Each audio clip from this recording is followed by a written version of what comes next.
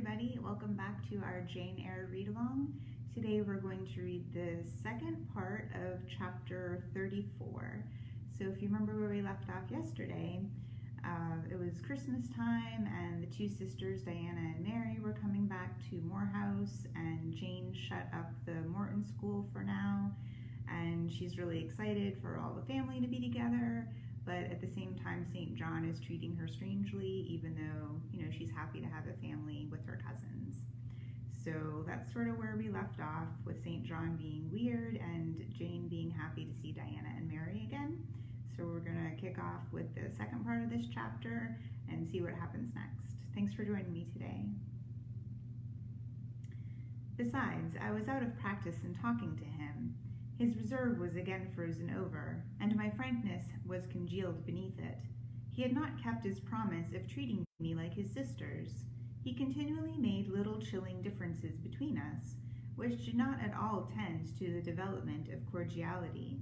In short, now that I was acknowledged his kinswoman and lived under the same roof with him, I felt the distance between us to be far greater than when he had known me only as the village schoolmistress. When I remembered how far I had once been admitted into his confidence, I could hardly comprehend his present frigidity.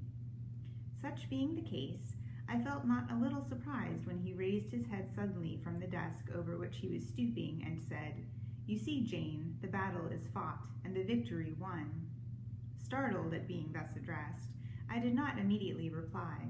After a moment's hesitation, I answered, "But are you sure you are not in the position of those conquerors whose triumphs have cost them too dear?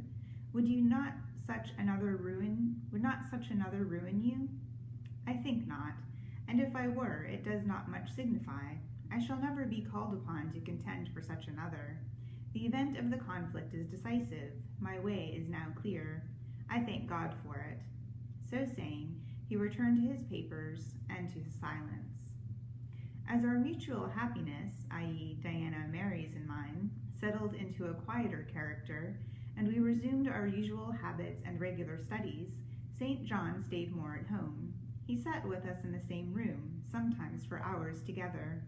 While Mary drew, Diana pursued a course of encyclopedic reading she had, to my awe and amazement, undertaken, and I fagged away at German. He pondered a mystic lore of his own, that of some Eastern tongue, the acquisition of which he thought necessary to his plans. Thus engaged, he appeared, sitting in his own recess, quiet and absorbed enough, but that blue eye of his had a habit of leaving the outlandish-looking grammar, and wandering over, and sometimes fixing upon us, his fellow students, with a curious intensity of observation. If caught, it would be instantly withdrawn, yet ever and anon it returned searchingly to our table. I wondered what it meant. I wondered, too, at the punctual satisfaction he never failed to exhibit on an occasion that seemed to me of small moment, namely, my weekly visit to Morton School, and still more was I puzzled when, if the day was unfavorable, if there was snow or rain or high wind, and his sisters urged me not to go, he would invariably make light of their solicitude, and encourage me to accomplish the task without regard for the elements. "Jane is not such a weakling as you would make her," he would say. "She can bear a mountain blast, or a shower, or a few flakes of snow, as well as any of us. Her constitution is both sound and elastic, better calculated to endure variations of climate than many more robust." And when I returned, sometimes a good deal tired, and not a little weather-beaten, I never dared complain, because I saw that to murmur would be to vex him. On all occasions, fortitude pleased him. The reverse was a special annoyance. One afternoon, however, I got leave to stay at home because I really had a cold. His sisters were gone to Morton in my stead. I sat reading Schiller, he deciphering his crabbed oriental scrolls. As I exchanged a translation for an exercise, I happened to look his way. There I found myself under the influence of the ever-watchful blue eye. How long it had been searching me through, and over, I cannot tell. So keen was it, and yet so cold, I felt for the moment superstitious, as if I were sitting in the room with something uncanny. "Jane, what are you doing?" "Learning German." I want you to give up German to learn Hindustani. You are not in earnest. In such earnest that I must have it so, and I will tell you why. He then went on to explain that Hindustani was the language he was himself at present studying, that as he advanced, he was apt to forget the commencement, that it would assist him greatly to have a pupil with whom he might again and again go over the elements, and so fix them thoroughly in his mind, that his choice had hovered for some time between me and his sisters, but that he had fixed on me because he saw I could sit at a task for the longest of the three. Would I do him this favor? I should not, perhaps, have to make the sacrifice long, as it wanted now barely 3 months to his departure. St. John was not a man to be lightly refused. You felt that every impression made on him, either pain or pleasure, was deep-graved and permanent. I consented. When Diana and Mary returned, the former found her scholar transferred from her to her brother. She laughed. Both she and Mary agreed that St. John should never have persuaded them to such a step. He answered quietly, I know it. I found him a very patient, very forbearing, and yet an exacting master. He expected me to do a great deal, and when I fulfilled his expectations, he, in his own way, fully testified his approbation. By degrees, he acquired a certain influence over me that took away my liberty of mind. His praise and notice were more restraining than his indifference. I could no longer talk or laugh freely when he was by, because a tiresomely importune instinct reminded me that vivacity, at least in me, was distasteful to him. I was so fully aware that only serious moods and occupations were acceptable, that in his presence every effort to sustain or follow any other became vain. I fell under a freezing spell. Sorry, the lights here are going off. I fell under a freezing spell. When he said go, I went. Come, I came. Do this, I did it. But I did not love my servitude. I wished, many a time, he had continued to neglect me. One evening when, at bedtime, his sisters and I stood around him, bidding him good night, he kissed each of them, as was his custom, and, as was equally his custom, he gave me his hand. Diana, who chanced to be in a frolicsome humor, she was not painfully controlled by his will, for hers, in another way, was as strong, exclaimed, St. John, you used to call Jane your third sister, but you don't treat her as such. You should kiss her too. She pushed me towards him. I thought Diana very provoking and felt uncomfortably confused, and while I was thus thinking and feeling, St. John bent his head. His Greek face was brought to a level with mine. His eyes questioned my eyes piercingly. He kissed me. There are no such things as marble kisses or ice kisses, or I should say my ecclesiastical cousin's salute belonged to one of these classes. But there may be an experiment kiss, and his was an experiment kiss. When given, he viewed me to learn the result. It was not striking. I'm sure I did not blush. Perhaps I might have turned a little pale, for I felt as if this kiss were a seal affixed to my fetters. He never omitted the ceremony afterwards, and the gravity and quiescence with which I underwent it seemed to invest it for him with a certain charm. As for me, I daily wished more to please him, but to do so, I felt daily more and more that I must disown half my nature, stifle half my faculties, wrest my tastes from their original bent, force myself to the adoption of pursuits for which I had no natural vocation. He wanted to train me to an elevation I could never reach. It racked me hourly to aspire to the standard he uplifted. The thing was as impossible as to mold my irregular features to his correct and classic pattern, to give to my changeable green eyes the sea-blue tint and solemn luster of his own. Not his ascendancy alone, however, held me in thrall at present. Of late it had been easy enough for me to look sad. A cankering evil sat at my heart and drained my happiness at its source, the evil of suspense. Perhaps you think I had forgotten Mr. Rochester, reader, amidst these changes of place and fortune. Not for a moment. His idea was still with me, because it was not a vapor sunshine could disperse, nor a sand-traced effigy storms could wash away. It was a name graven on a tablet, fated to last as long as the marble it inscribed. The craving to know what had become of him followed me everywhere. When I was at Morton, I re-entered my cottage every evening to think of that. And now, at Morehouse, I sought my bedroom each night to brood over it. In the course of my necessary correspondence with Mr. Briggs about the will, I had inquired if he knew anything of Mr. Rochester's present residence and state of health, but, as St. John had conjectured, he was quite ignorant of all concerning him. I then wrote to Mrs. Fairfax, entreating information on the subject. I had calculated with certainty on this step answering my end. I felt sure it would elicit an early answer. I was astonished when a fortnight passed without reply. But when 2 months wore away, and day after day the post arrived and brought nothing for me, I fell a prey to the keenest anxiety. I wrote again. There was a chance of my first letter having missed. Renewed hope followed renewed effort. It shone like the former for some weeks. Then, like it faded, flickered. Not a line, not a word reached me. When half a year wasted in vain expectancy, my hope died out, and then I felt dark indeed. A fine spring shone round me, which I could not enjoy. Summer approached. Diana tried to cheer me. She said I looked ill, and wished to accompany me to the seaside. This St. John opposed. He said I did not want dissipation, I wanted employment. My present life was too purposeless, I required an aim, and I suppose, by way of supplying deficiencies, he prolonged still further my lessons in Hindustani, and grew more urgent in requiring their accomplishment, and I, like a fool, never thought of resisting him. I could not resist him. One day I had come to my studies in lower spirits than usual. The ebb was occasioned by a poignantly felt disappointment.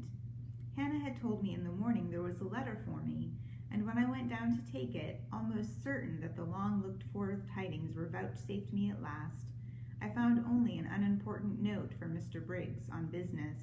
The bitter check had wrung from me some tears, and now, as I sat poring over the crabbed characters and flourishing tropes of an Indian scribe, my eyes filled again. St. John called me to his side to read. In attempting to do this, my voice failed me. Words were lost in sobs. He and I were the only occupants of the parlor. Diana was practicing her music in the drawing-room. Mary was gardening. It was a very fine May day, clear, sunny, and breezy. My companion expressed no surprise at this emotion, nor did he question me as to its cause. He only said, "We will wait a few minutes, Jane, till you are more composed." And while I smothered the paroxysm with all haste, he sat calm and patient, leaning on his desk, and looking like a physician watching with the eye of science an expected and fully understood crisis in a patient's malady. Having stifled my sobs, wiped my eyes, and muttered something about not being very well that morning, I resumed my task, and succeeded in completing it. St. John put away my books and his, locked his desk, and said, "Now, Jane, you shall take a walk, and with me. I will call Diana and Mary." "No, I want only one companion this morning, and that must be you. Pack your things, go out by the kitchen door. Take the road towards the head of Marsh Glen. I will join you in a moment." I know no medium. I never in my life have known any medium in my dealings with positive, hard characters, antagonistic to my own, between absolute submission and determined revolt. I have always faithfully observed the one, up to the very moment of bursting, sometimes with volcanic vehemence, into the other, and as neither present circumstances warranted, nor my present mood inclined me to mutiny, I observed careful obedience to St. John's directions, and in 10 minutes I was treading the wild track of the glen, side by side with him. The breeze was from the west. It came over the hills, sweet with scents of heath and rush. The sky was of stainless blue. The stream descending the ravine, swelled with the past spring rains, poured along plentiful and clear, catching golden gleams from the sun and sapphire tints from the firmament. As we advanced and left the track, we trod a soft turf, mossy fine and emerald green, minutely embellished with a tiny white flower, and spangled with a star-like yellow blossom. The hills, meantime, shut us quite in, for the glen, towards its head, wound to their very core. "Let us rest here," said St. John, as we reached the first stragglers of a battalion of rocks, guarding a sort of pass, beyond which the beck rushed down a waterfall, and where, still a little further, the mountains shook off turf and flower, had only heath for raiment and crag for gem, where it exaggerated the wild to the savage, and exchanged the fresh for the frowning, where it guarded the forlorn hope of solitude and a last refuge for silence. I took a seat. St. John stood near me. He looked up the pass and down the hollow. His glance wandered away with the stream, and returned to traverse the unclouded heaven which colored it. He removed his hat, let the breeze stir his hair and kiss his brow. He seemed in communion with the genius of the haunt. With his eye he bade farewell to something. "And I shall see it again," he said aloud, "in dreams when I sleep by the Ganges, and again in a more remote hour, when another slumber overcomes me on the shore of a darker stream." Strange words of a strange love, an austere patriot's passion for his fatherland. He sat down. For half an hour we never spoke, neither he to me, nor I to him. That interval past, he recommenced. "Jane, I go in 6 weeks. I have taken my berth in an East Indiaman which sails on the 20th of June. "God will protect you, for you have undertaken his work," I answered. "Yes," said he, "there is my glory and joy. I am the servant of an infallible master. I am not going out under human guidance, subject to the defective laws and erring control of my feeble fellow worms. My king, my lawgiver, my captain, is the all-perfect. It seems strange to me that round me do not burn to enlist under the same banner, to join in the same enterprise. All have not your powers, and it would be folly for the feeble to wish to march with the strong." Oh my goodness, the lights went off. Sorry about that. "I do not speak to the feeble," St. John said, "or think of them. I address only such as are worthy of the work and competent to accomplish it. Those are few in number and difficult to discover." "You say truly, but when found, it is right to stir them up, to urge and exhort them to the effort, to show them what their gifts are and why they were given, to speak heaven's message in their ear, to offer them, direct from God, a place in the ranks of his chosen. If they are really qualified for the task, will not their own hearts be the first to inform them of it?" I felt as if an awful charm was framing round and gathering over me.